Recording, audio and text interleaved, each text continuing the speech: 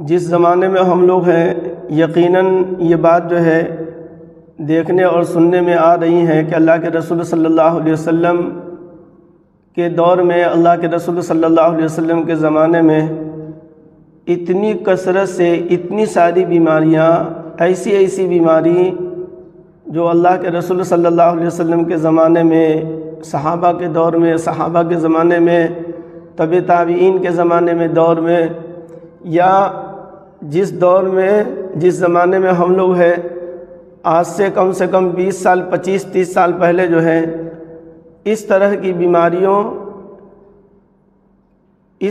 بیماریاں نہیں تھی جو آج ہم لوگ جو ہے دیکھنے سننے کو ہم لوگوں کو مل رہی ہیں۔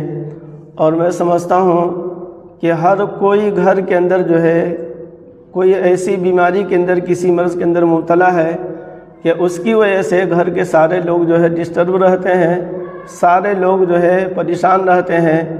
اور اچھا خاصا جو ہے پیسہ جو ہے اس مریض کے اوپر جو ہے، اس بیمار کے اوپر جو ہے آدمی کا پیسہ خرچ ہوتا ہے۔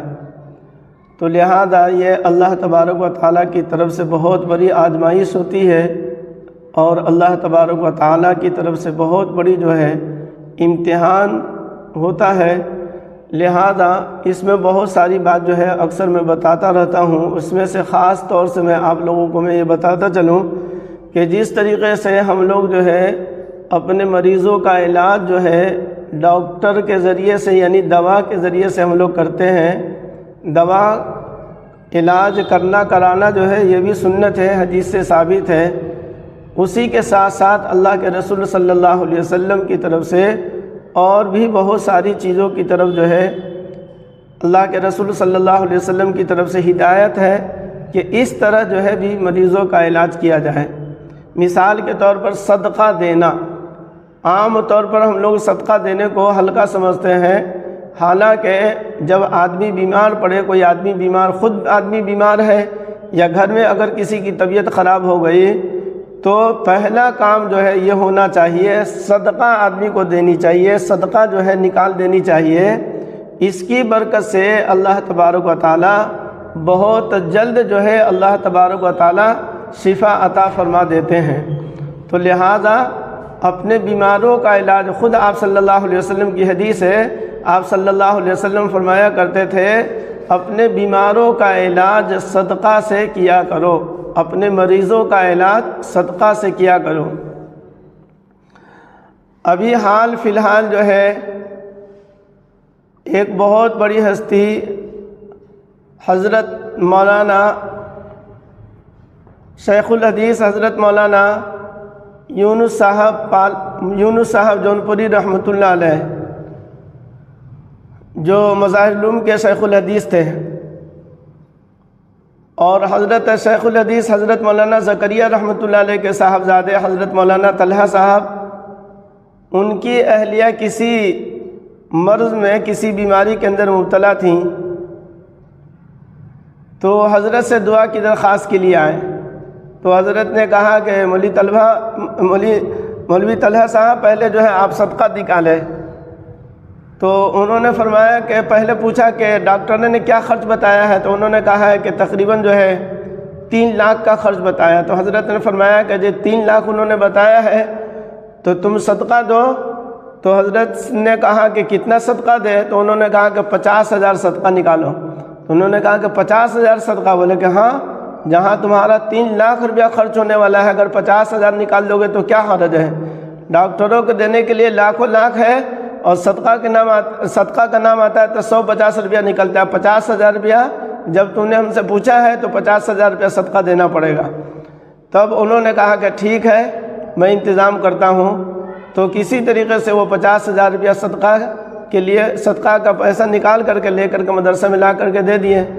اور پھر حضرت نے حضرت کی اہلیہ کے لیے دعا کی۔ دیکھیے اللہ تبارک و تعالیٰ کی شان، اللہ تبارک و تعالیٰ نے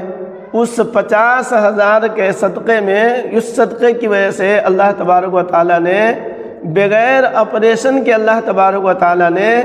معمولی علاج میں اللہ تبارک و تعالیٰ نے ان کی اہلیہ کو اللہ نے شفا عطا فرما دی۔ پھر بعد میں حضرت نے پوچھا کہ 3 لاکھ زیادہ ہے کہ 50,000 زیادہ ہے؟